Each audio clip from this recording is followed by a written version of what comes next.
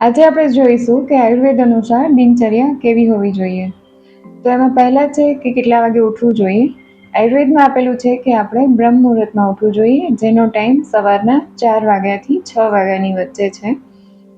ત્યાર પછી routine activities પતાવીને થોડી ફિઝિકલ એક્ટિવિટીઝને ટાઈમ આપવો જોઈએ, જેમાં તમે યોગાસન અથવા તો વોકિંગ અથવા સાયકલિંગ કરી શકો છો.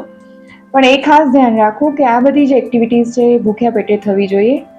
જમીને આ એક્ટિવિટીઝ કરવી નહીં. આ ઉપરાંત આખો દિવસ નવશેકું ગરમ પાણી પીવું જોઈએ, જે તમારા હેલ્થ માટે અને વેઇટ લોસ માટે પણ ફાયદાકારક છે.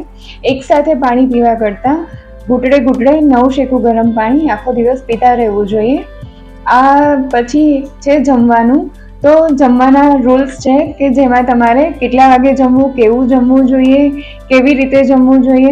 તો જેમાં રૂલ નંબર 1 કે ભૂખ લાગે ત્યારે જ જમવું જોઈએ. રૂલ નંબર 2, ભૂખ હોય એના કરતાં 10-20% ઓછું જમવું જોઈએ. અને રૂલ નંબર 3 કે જેમાં તમારા જમવાના ટાઈમિંગ્સ છે એ ફિક્સ રાખવા જોઈએ.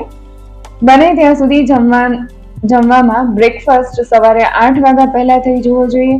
લંચ છે એ બપોરે 12 થી 2ની વચ્ચે થઈ જવો જોઈએ. અને ડિનર છે એ રાતના 8 વાગ્યા પહેલાં થઈ જવું જોઈએ. જે કરેલું ભોજન છે એને પચવા માટે યોગ્ય સમય મળી રહે. આજકાલ ટ્રેન્ડ છે કે જમ્યા પછી વોક કરવા જવું જોઈએ.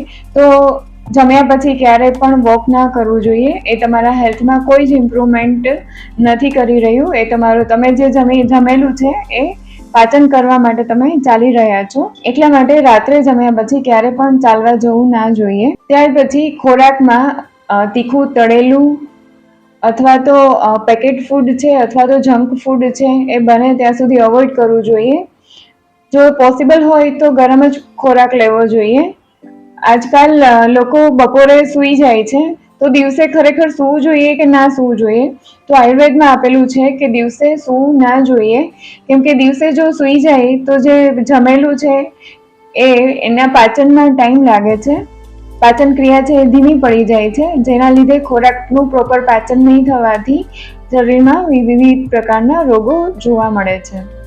જો તમને આ દિનચર્યામાં કોઈ પણ પ્રકારની વધારે માહિતી જોઈતી હોય અથવા તો તમને કંઈ ક્વેરી હોય તો તમે કમેન્ટ બોક્સમાં કમેન્ટ કરી શકો છો. Thank you.